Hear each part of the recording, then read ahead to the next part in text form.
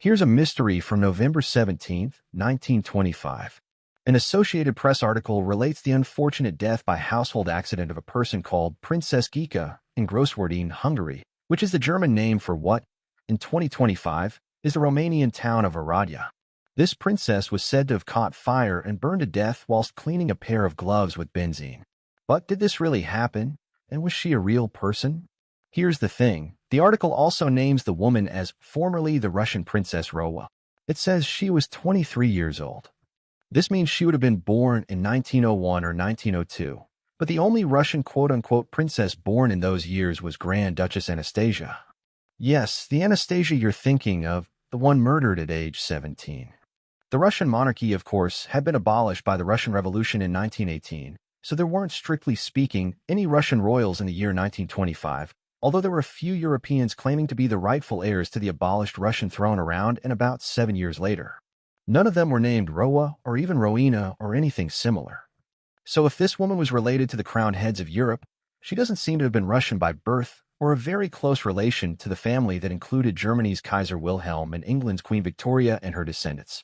In fact, the deceased woman's husband was said to be the adjutant of, quote, King Ferdinand of Bulgaria. An adjutant is a military administrator equivalent to a human resources manager in a civilian organization. I put King Ferdinand in quotes because technically, Ferdinand of Bulgaria's title was Tsar. The Bulgarian monarchy had also been abolished by 1925, so the former Tsar of Bulgaria lived in exile from the throne, although he's been allowed to return to Bulgaria's capital city, Sofia. So this short item is sad, if true, but very confusing. Maybe a minor Russian royal named Rowa died tragically in front of her minor military figure husband in 1925, but unless I'm missing an important clue, this doesn't stand up to fact-checking. Now, there was a European royal who died tragically from an accidental fire. In 1867, Archduchess Matilda of Austria, age 18, was smoking a cigarette. Her father, Archduke Albert, hated smoking. When he entered the room, Matilda swiftly hid her cigarette behind her back, but in doing so, she set her dress on fire. Since the family had intended to visit the theater later that day, Matilda's fancy dress was made of gauze, which is highly flammable. Then, 30 years later, a terrible Bazaar de la Charité fire in Paris killed an appalling total of 126 souls, including Princess Sophia Charlotte of Bavaria. Those things happened. A woman in Europe in 1925 probably did tragically end her own life unintentionally by using a flammable cleaning solution too near to the family hearth. Her royal status, though, remains a mystery. Prince's play accepted by theater. Swedish royalty adds to distinguished record of intellectuality. Stockholm, November 28, 1925.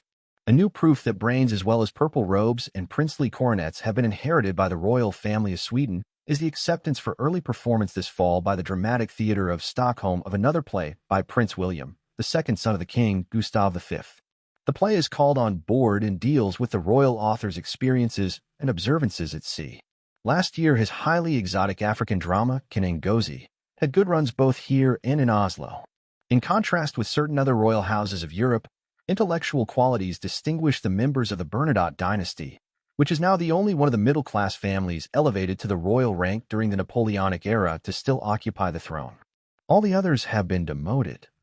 But even if the princes of Sweden were not of high hereditary position, they would be distinguished through individual merit in social welfare work, athletics, science, literature, or art.